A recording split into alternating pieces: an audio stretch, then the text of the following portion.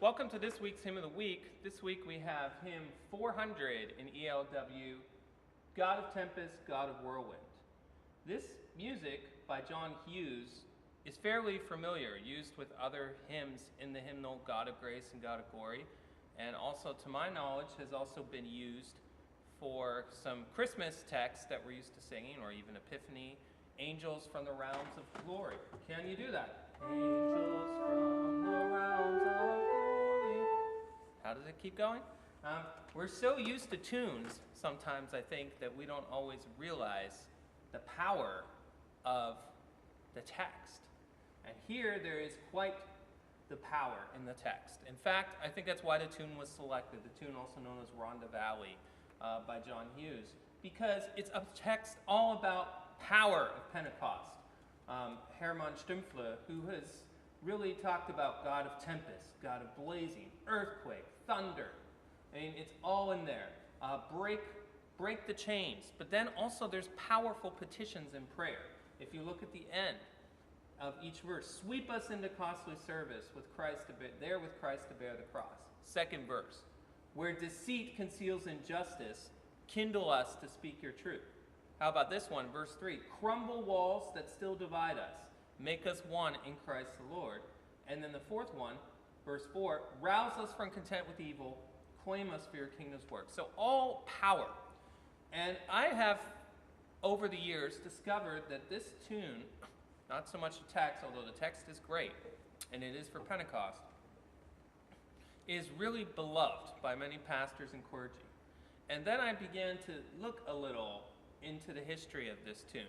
It was composed for a Welsh hymn festival. In fact, a Welsh Baptist hymn singing festival. So it would make sense that it's very easy to sing. In fact, it's one of the ones I like to teach all ages because it builds upon each part. So I want to take a brief moment to teach you that. We have at the beginning the A.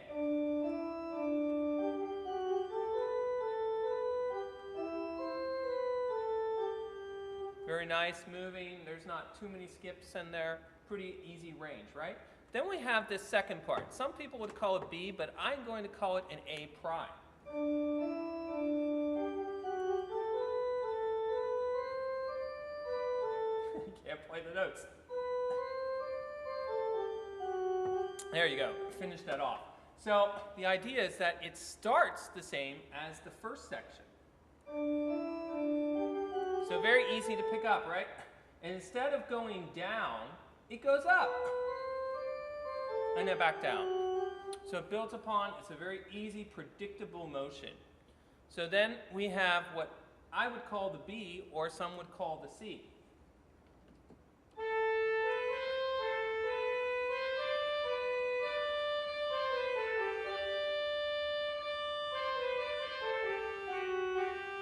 What's great about this is we have in music what we call a sequence. We have this pattern, then repeated starting on another note. And then, just to make it easier, at the end, instead of adding something new, we get a revision of the end of the second section. We get instead,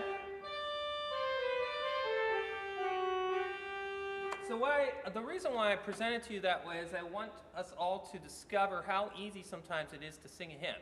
We look at it and we think, oh, there's so much there. But that's not always the truth.